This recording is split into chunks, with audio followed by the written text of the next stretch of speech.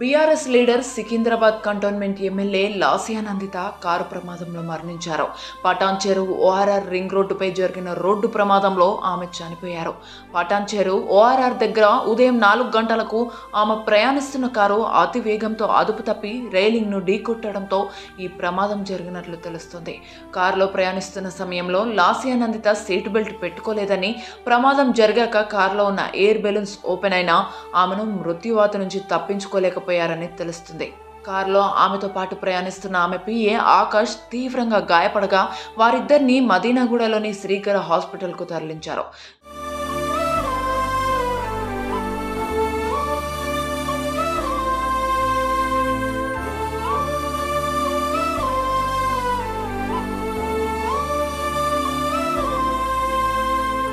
దివంగత cantonment MLA Sayanna చిన్న కుమార్తెనే లాసియా నందిత.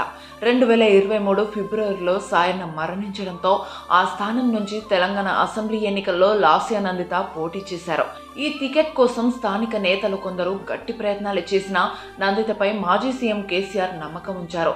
ఆ నమ్మకాన్ని నిజం చేస్తూ గతేడాది జరిగిన అసెంబ్లీ ఎన్నికల్లో 17,169 ఓట్ల మెజారిటీతో నందిత గెలిచారు. నందిత రాజకీయ ప్రస్థానం 2016లో మొదలైంది. కవ్వాడిగూడ నుంచి కార్పొరేటర్గా గెలిచిన నందిత తక్కువ కాలంలోనే ప్రజల్లో మంచి పేరు సంపాదించుకున్నారు. అయితే 2020లో జరిగిన జీహెచ్ఎంసీ ఎన్నికలలో ఓడిపోయారు. అప్పటి నుంచి తండ్రి సాయన్న వెంటే ఉంటూ నియోజకవర్గంలో మంచి పట్టు పెంచుకున్నారు. గతేడాది ఫిబ్రవరి నెలలో ఆమె తండ్రి దివంగత నేత సాయన్న మరణించడంతో ఎమ్మెల్యేగా పోటీ చేసి గెలిచారు. లాసియా నందిత మృతదేహం ఉన్న పటాన్ చెరువు ఆసుపత్రికి మాజీ మంత్రి ఎమ్మెల్యే హరీష్ రావు చేరుకుని నివాళులు అర్పించారు. నందిత అభిమానులు కార్యకర్తలను సముదాయించారు.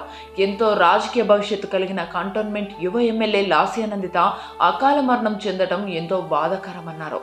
రోడ్డు ప్రమాదంలో మృతి చెందిన లాసియా నందితకు సీఎం రేవంత్ రెడ్డి సంతాపం తెలిపారు. కంటోన్మెంట్ ఎమ్మెల్యే లాసియా నందిత అకాల మరణం తనను తీవ్ర దిగ్భ్రాంతికి గురిచేసిందన్నారు.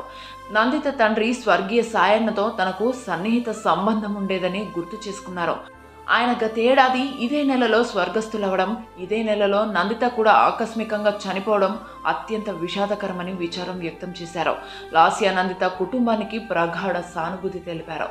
ఆమె ఆత్మకు శాంతి చేకూరాలని భగవంతుడిని ప్రార్థిస్తున్నానన్నారు సీఎం రేవంత్ రెడ్డి.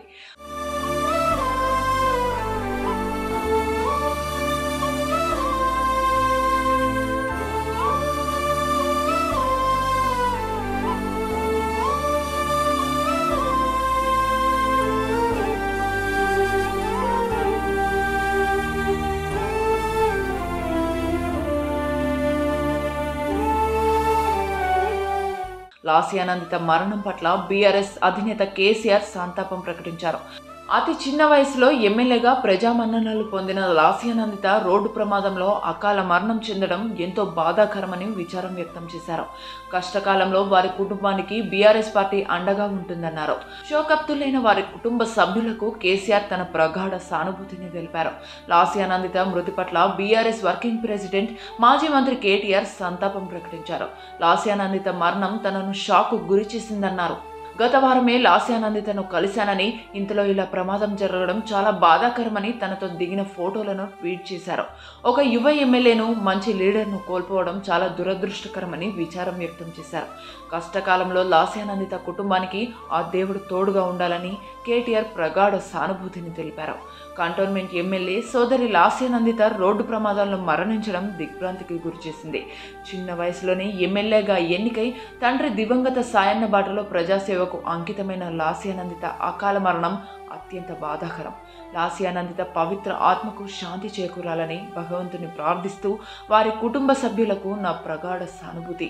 నందిత మరణం పట్ల పార్టీలకు అతీతంగా నేతలంతా విచారం వ్యక్తం చేశారు. ఆమె ఆత్మకు శాంతి చేకూరాలని ప్రార్థించారు.